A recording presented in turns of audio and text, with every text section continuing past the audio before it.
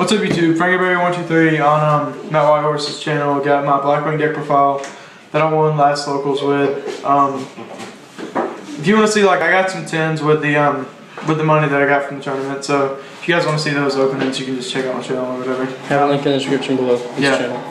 Okay, so let's get right on into it. I played double Sirocco. Sirocco worked out okay. It's just it's one of those iffy cards. Every once in a while you have to sack a big Blackwing monster to normal summon it just under whirlwinds and stuff, but it's still a pretty good card overall. You can banish it for a lore if you really don't need it.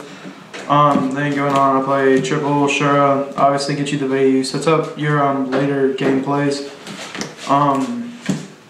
Play triple Bora piercing. Puts in a lot more work than you think. It's probably in the top. It's probably like the second to best Blackwing besides Kalute. Yeah, Kalute's busted. Play double Blizzard. Blizzard. I want to say Blizzard's really good, but there's not 3 because we don't have any good level 6s right now. The biggest level 6 we have is 2600, and he's a vanilla, so yeah. I'm gonna play Zephyros, Yugioh, and 1 value. I don't really even like the 1 value that much. It's really good late game, but besides for that, it's really dead. Especially if you're drawing into a top decking, because if you lose the top decking match with Blackwings, you're probably gonna lose the match. So or the game too. Yeah, and then to top it off, I play 1 Dad. Okay. Dad, during the tournament, he put in a lot of work. He hasn't done that much lately, but it's just, you really have to catch Dad at a good time through a duality or whatever. And if you open it up with it, you can always like play into it or whatever. So now into the spells. I'm not going to explain the triple Black Whirlwind because it's good. You're not always going to have it like everybody thinks you will, but you're going to have it, yeah, every 1 out of 3 opening hands. Then you play triple duality. Duality is you gotta dig for your stuff. I play I'm playing double MST, double Lance, just because I really like the way Lance works out in the deck as opposed to the third MST. I never really find myself MSTing back row as much as I find myself forbidden lancing to protect my monsters. To to keep your monsters. You don't have a generic floater like you do in most other decks like zombies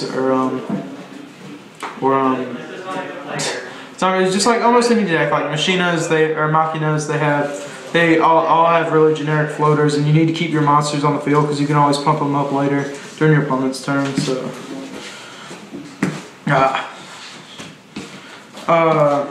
Dark Hole, Book of Moon, but then trying to work, and then Smashing Ground was a pro tech. They put in a lot of work. It's pretty good. You can duality into Smashing Ground, then hit your opponent's big stuff. It can change games sometimes, and if not, you can just side it out game 2. And then I'll play a lore. Just standard draw power. Needs to be at more than once.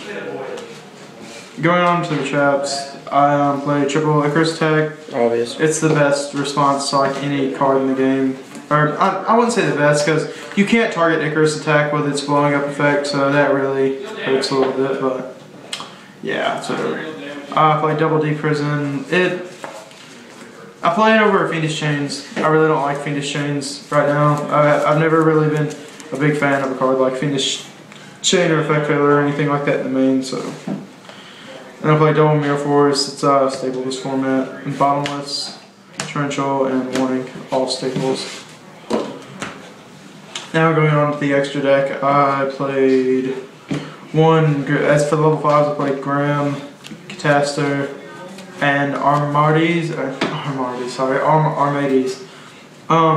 Cataster definitely did the least out of any of them in the tournament.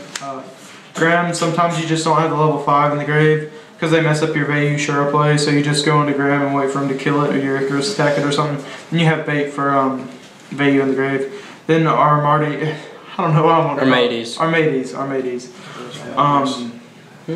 It's just whenever they go step 5, or not necessarily whenever they go step 5, but if you're afraid of the Mirror Force or whatever, you can always go Armades and kind of get past the back row a little bit.